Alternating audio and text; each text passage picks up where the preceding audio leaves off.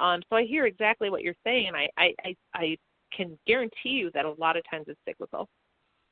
Yep, definitely. And one of the other things I was just curious about, I was actually reading earlier today, there's a young lady, and this is a different topic, but some degrees there are somewhat related, but she was the survivor of, not sexual abuse, but a survivor of Columbine. And she actually lives here in North Carolina now. She lives in Cary, North Carolina, which is just between Durham and Raleigh and everything. But she was talking about some of the things that she has to do in terms of, she now has kids. And I know you have, I believe, your daughter, who's a very much a proponent and supporter of yours in terms of Denim Day. And I saw the picture on Facebook of your son and everything. So I was wondering, as a survivor, how much of what you went through are you able to share with your kids? How much are you able to let them know what you went through? How much has it impacted their lives? Like I said, I definitely have seen on that Cerise show how much active your daughter was. She surprised you, was even up early in the morning on a Sunday to let you know that she was listening to the show and everything. So, and I saw the son. He looked like he kind of, I'm not sure if he lives with you or not, but definitely looks like he's definitely a nice gentleman and everything. So, but I just didn't know how much of the conversation you have had with them and how that plays out. Because one of the things that she talked about was that, you know, that she seemed to be very honest about what she went through with Columbine. I'm sure she's a little bit more guarded with her family because, like I said,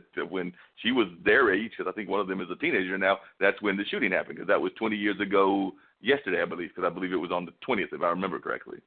Yeah.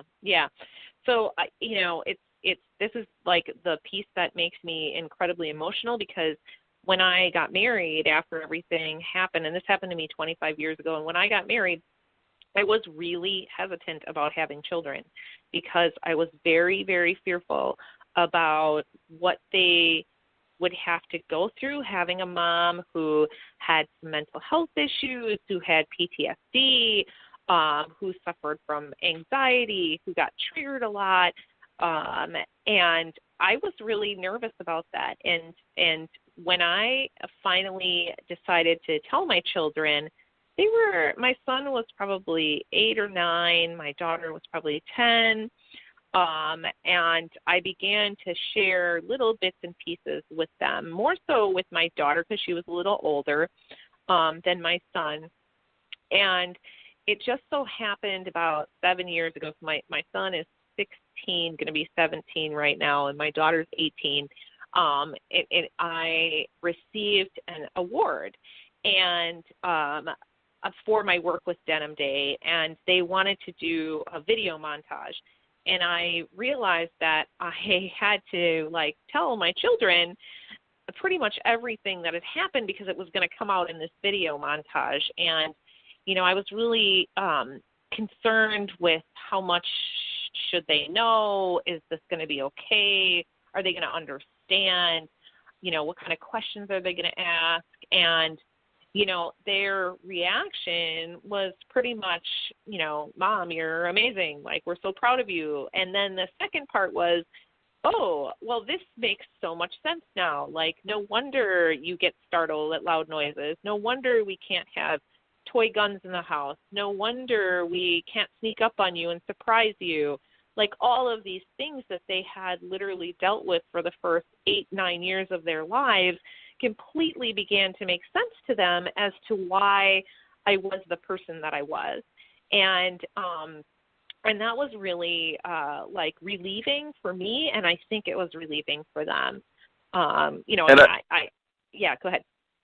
He said, and I don't know if you're still married or not, but I was just wondering what impact did that have on the gentleman that is, I don't know if he's now your husband or was your husband when you got involved with him, because I imagine that probably had to present some interesting challenges as well, just getting involved back in a relationship after you had been through such a traumatic event yourself. Yeah, so I had, you know, I suffered some pretty bad, I would say, coping mechanisms after I had been raped, and I had met my husband about 4 years after everything had happened. And I had previously dated a couple of guys and told them what happened to me, and it did not go well. And a lot of times guys would think oh, you're used and abused, and oh, yuck, I wouldn't want to be with somebody who's had that happen to them. And my husband, who is my current husband actually, and tomorrow we leave to go to Hawaii to celebrate our 20th wedding anniversary. So we have been together for the past 20 years, and it's gone very well. But he was very, he handled the situation so well and just basically said, it doesn't matter to me. It makes sense, why sometimes we need to leave places, and I don't care. And that was, again, really relieving to me that I could have somebody who would support me like that. And, he actually is probably one of my biggest supporters. He's the quiet guy behind the scenes. He won't stand up on a soapbox, but he'll nail together a sign, he'll paint a banner, he'll, hang up jeans on the side of a fence. He'll do anything that he can to support me, but on the back end of things. And that's how my son is too. Yeah, I was going to say, it looks like you have a very dynamic family, because one of the things that, like I said, I had seen the picture of you and your daughter, and, this has nothing to do with the way that they are and everything, but one of the things that caught me off guard, because I wasn't expecting it when I saw the picture of your son, was that you have to deal with so many issues in your family, because it is clearly apparent that he is of at least some African-American descent, your son is, so you have to deal with everything from the politics of being a sexual abusive survivor to interracial relationships to all kinds of stuff that are involved in there. And I know Milwaukee because I went to school at Milwaukee. I went to Marquette many years ago, so I know that Milwaukee is somewhat of a liberal town. I mean, Howard Fuller is definitely an activist there, and is the reason that I went to Marquette. But I also know that it also has some conservative sides as well, because one of the things I remember about Milwaukee was the division of the city and everything, where you went to one side. I don't know if it's still that way, but I remember when you went to one side, you were heading toward the Puerto Rican and Latin side. You went to another side, you were definitely more in the African American community. You went somewhere else, you were definitely more in the German kind of community. And then downtown was kind of where everybody mixed together, and definitely during Summerfest and some of the other things that are more downtown UWM oriented and Marquette oriented. But I just remembered it. People talk about how divisive the South is, but I remember Milwaukee had its own kinds of divisions and everything. Yeah, we're actually, Milwaukee is one of the most segregated cities in the entire country. And my oldest son, who is 19, he has, faced a lot of difficulties himself. Growing up, he didn't have a whole lot of people to support him, and we happened to live across the street from him, and just sort of took him in, and so grateful for that. He's an amazing kid, and but he faces a lot of adversity, and it's a different world being an African American man than it is being any other race or any other gender, and I see that with him all the time. Oh, yeah, there's no doubt about that. There's definitely a different world that we live in and everything. I don't want you to go anywhere, Doug, because I do want people to learn more about how they reach you and everything. But I think I have one more guest that I had to get to, but definitely if you can hold on. Dean, do we still have Dusty there? We do, and he'll be on in just one Are you enjoying the smoothest conversation in podcasting? Straight Talk with Dean and Mark. Hi, this is DJ Smooth Jazz, syndicated radio host and co-owner of Portfolio Group LLC, your smooth jazz lifestyle and entertainment group with offices in Durham, North Carolina. Portfolio Group LLC specializes in promoting the lifestyle of smooth jazz listeners with the promotion of smooth jazz events and the distribution of African American owned wines.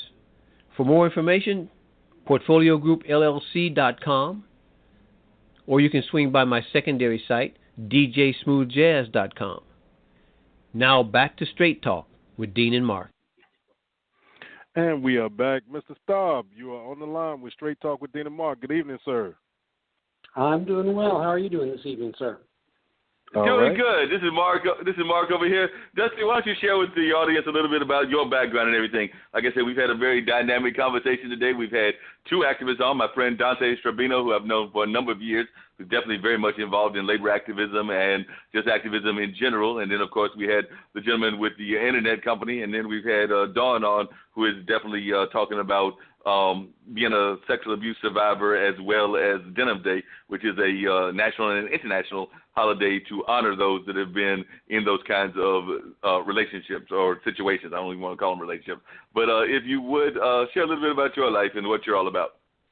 All right, Mark, thank you. And I would just say, listening to Dawn and her conversation with you, that Straight Talk is a really good name for this casting, this podcast. I'm an Army brat. I grew up, for 17 years of my life was in the military. My father, it was Captain Staub's residence, Dusty speaking, how may I help you, sir? Major Staub's residence, Dusty speaking, how may I help you, sir? Lieutenant Colonel Staub's residence, Dusty speaking, how may I help you, sir? I was in 10 different schools the first 10 years of schooling. And I got bullied a lot because I was first that damn Army brat, and then in England in 3 different places I was the damn Yank. And by 5th grade I became a practical psychologist because I wasn't the warrior my father was. I was more of a poet and a lover, and I had to figure out how to deal with bullies. And I found a strategy that worked, and that got me on the path of psychology. I began to realize if you can understand people's motivation and you can understand their behavior and their fears, then there are ways in which you can work with them that diffuses that. And when you do that, you actually gain allies rather than enemies. And it's something that hasn't happened. They haven't figured out in Washington, D.C. Recently, unfortunately. And there are times when you need to stand up to bullies, and there are times when the bullies themselves are often people who have been bullied or belittled. They've faced sexual depredation. They've faced all kinds of issues.